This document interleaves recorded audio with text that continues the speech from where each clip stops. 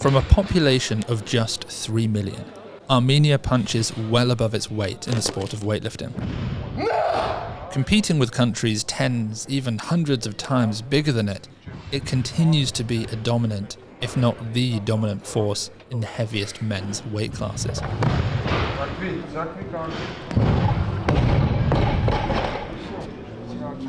And yet, the Armenian population is not only shorter than 3 of its neighbouring countries, it even sits below the global average. So, why does a tiny nation with limited resources and a below-average height deliver some of the physically strongest, most decorated, largest weightlifters on Earth?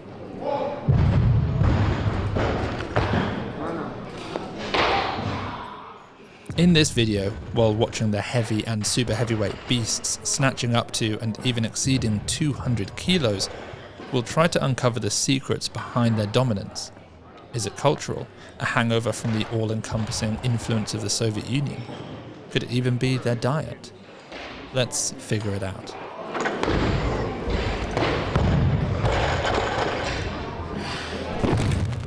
And quickly, before we get started, you can pick up the supportive equipment and apparel worn by these athletes at weightliftinghouse.com.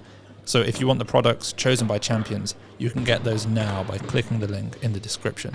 You can get a discount on your first order. That's at weightliftinghouse.com. Let's briefly introduce the large and powerful weightlifters in this video for some context. 110 kilo Garik Karapetyan is the youngest and least known of the 4 weightlifters here, and yet his abilities are already record-setting. A youth and junior world champion, a 3-time junior world record holder, and at the time of recording this video, a 2-time European champion. I say at the time because he and his teammates compete in a few weeks again at the European Championships. You can watch them by signing up at Weightlifting House TV.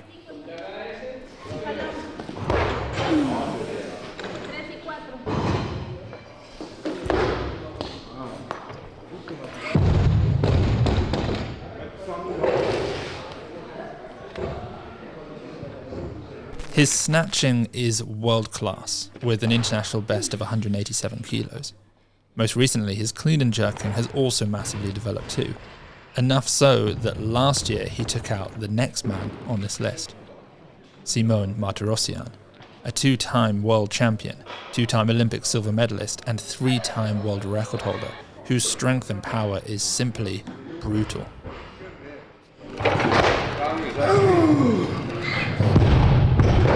For context, in 2017, when he was just 20 years old, he cleaned 246 kilos in competition, weighing just 113 kilos in body weight. That's 9 kilos over today's 110 kilo world record clean and jerk.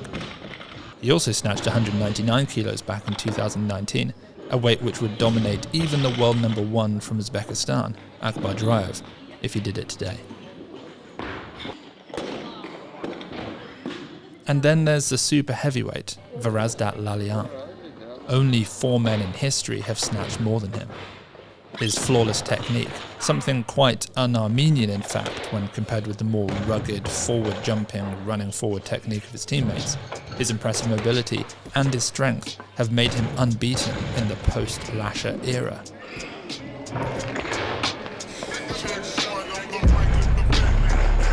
While going against the greatest of all time, it was easy to overlook Lalayan. But since pushing Lasher more than anyone at the Paris Olympics, Lalayan has gone on a tear.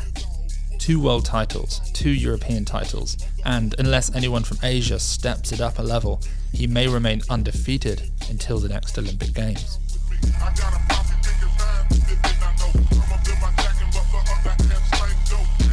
And then finally, there's Gor Minasyan, one of the 4 men in history to out-snatch Varazdat Lalayan. In fact, the 2nd heaviest snatcher of all time, with 217 kilos.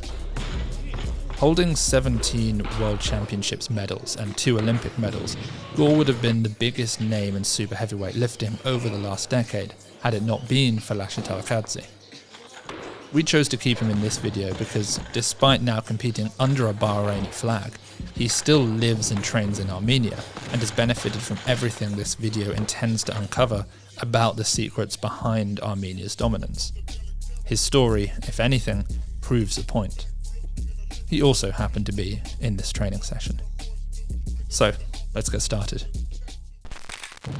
Could it be that Armenians are, in fact, built different? It doesn't look like it. As mentioned, they are shorter than the global average, which wouldn't lend itself to dominating the larger categories. Even when you look at the countries it's nestled within, Turkey, Iran, Georgia, the Armenian population is shorter. What's particularly interesting here is how Team Turkey dominate the smaller categories within Europe, despite being a taller, more populous nation. It's clearly not height then. It must be something else. Could it be cultural? As a nation which favours strength and power, Armenia has, for over 1500 years, been a dominant force in a different sport, wrestling. In fact, in the year 281 AD, at the ancient Olympic Games, the Armenian king, King Tiridates III, became Olympic champion. This at a time when most of Europe wasn't even literate. Certainly, they are a nation built on strength.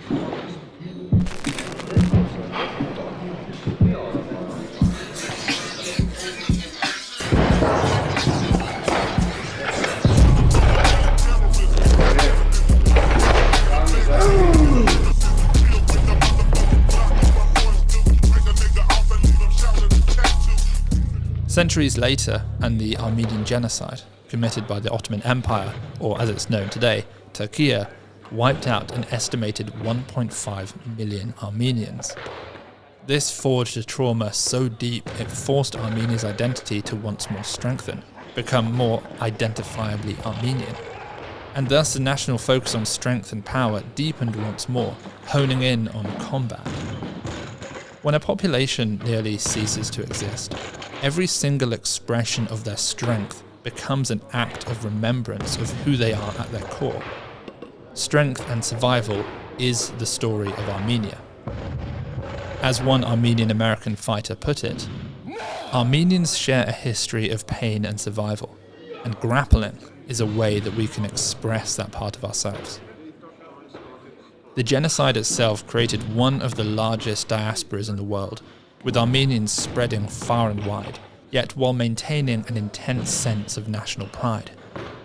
This pride manifested in money being sent back to the homeland to be used on the very things that strengthen Armenia's cultural identity: wrestling, and then in the early 20th century, weightlifting. As an aside, if you were unaware of Armenia's global reach and influence, here's a tip for you. Any name that ends in Yan or Ian likely comes from Armenia. You'll find that keeping up with the Yans has become a global interest in recent years. In 1920, Armenia joined the Soviet Union, and as you'd expect, was engulfed in Soviet tradition.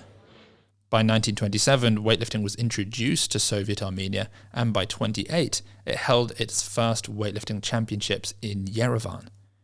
99 years later, in 2027, that capital city of Armenia will host the World Weightlifting Championships. Quite extraordinary. The country of Armenia, whose tradition was steeped in strength and fighting, took to weightlifting like no other.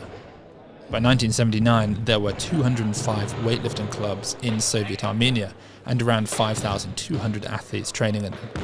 5,200 athletes might not sound like a lot, but as a percentage of the population, that would be like USA weightlifting currently having over 600,000 registered weightlifters, rather than its reported 20 to 30,000 members.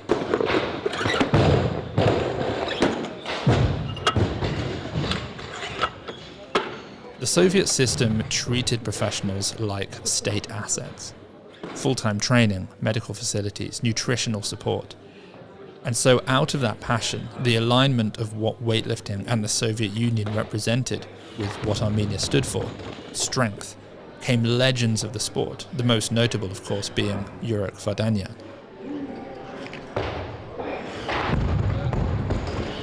Not only do some argue that he's actually the best athlete of all time, but many could easily argue that he was the best weightlifter of all time.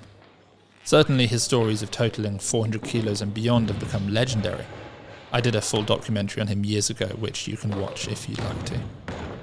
In weightlifting, he holds the second highest Sinclair of all time, totaling 405 kilos in the 82.5 kilo class.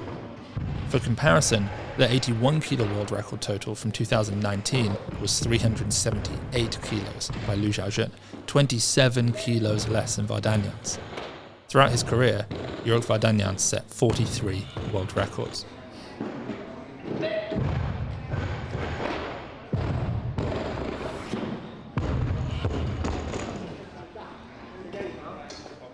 When the Soviet Union fell, the weightlifting tradition slowed, but it didn't disappear. Many of the buildings, the sports halls, and the gyms themselves remain. But most importantly, the knowledge from the era survives in the coaches of the modern day. Spread throughout Armenia still to this day are 220 weightlifting gyms, 126 registered coaches, and 1,704 registered athletes. It's not a lot, but it's enough. As a nation, over half of all Olympic medals earned come from wrestling and weightlifting. Another strong reason as to the continued success of weightlifting within Armenia comes due to its popularity. Behind wrestling, it is the biggest sport in the country, and the best weightlifters are famous. Martirosyan, Varazdat Lalayan, these guys are well known in Armenia. They reap the social benefits that fame has to offer. To this day, the biggest crowds I've ever seen have been in Armenia. Every session with an Armenian weightlifter was absolutely packed. Thousands of roaring fans. It felt like we were witnessing something of national importance. It said a lot about what the culture truly values. In contrast, nobody turned up to watch the World Weightlifting Championships that same year in Saudi Arabia. Weightlifting has no national relevance there. So yes, Armenia may only have a population of 3 million, but if the most talented athletes are funneled into either wrestling or weightlifting, you can see why their squad is so strong. It makes you think what some larger countries could achieve with such a cultural focus on weightlifting.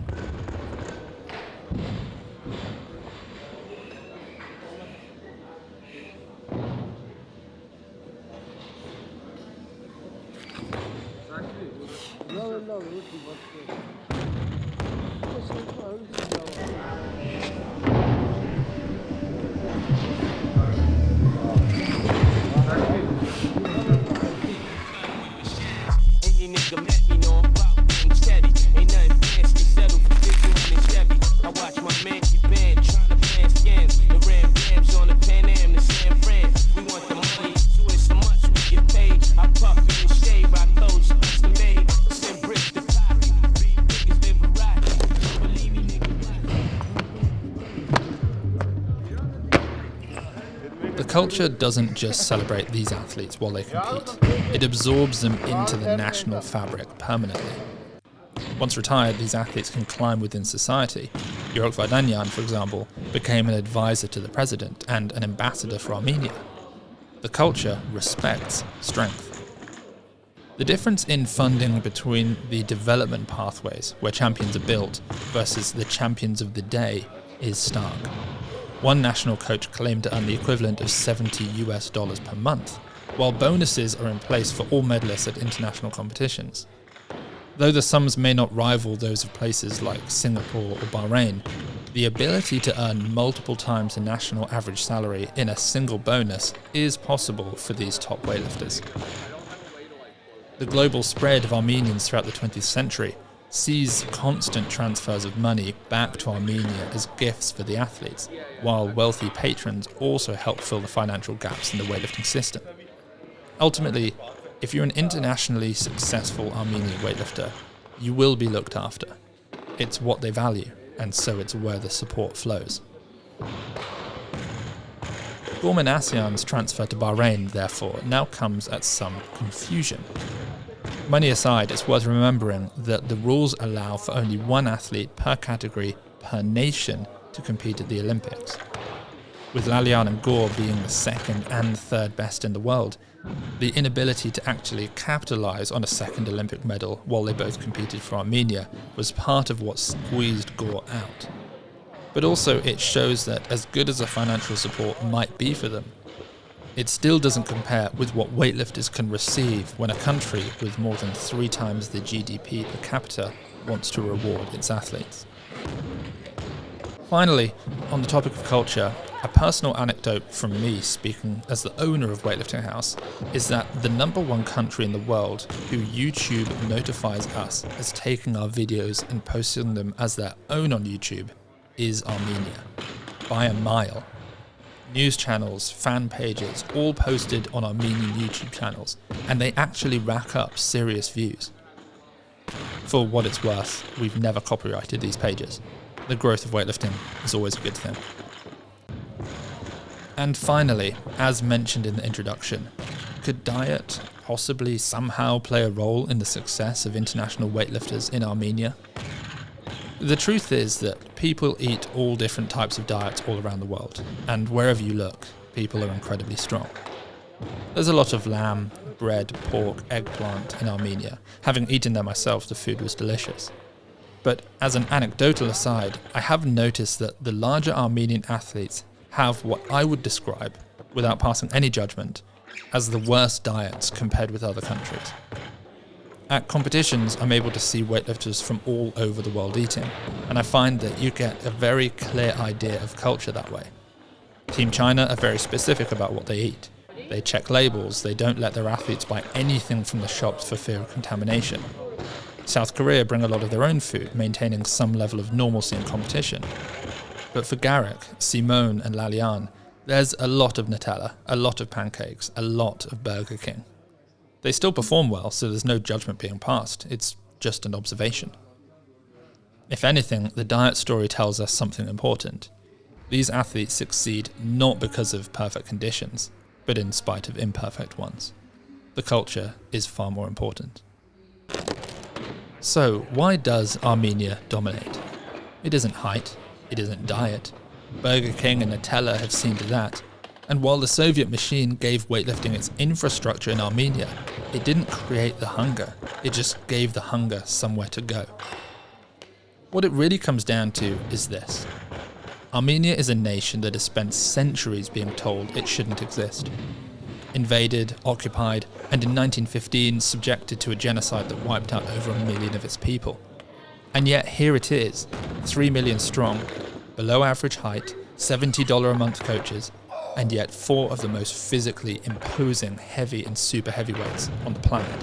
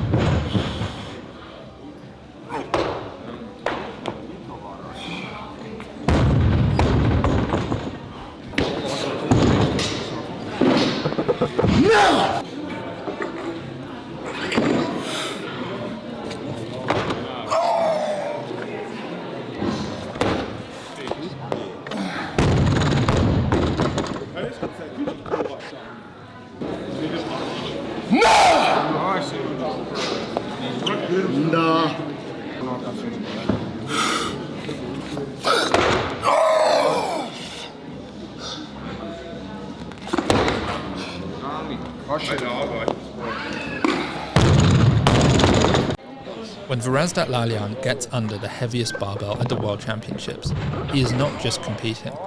He is the latest expression of something that has been building in Armenia for over 1,000 years.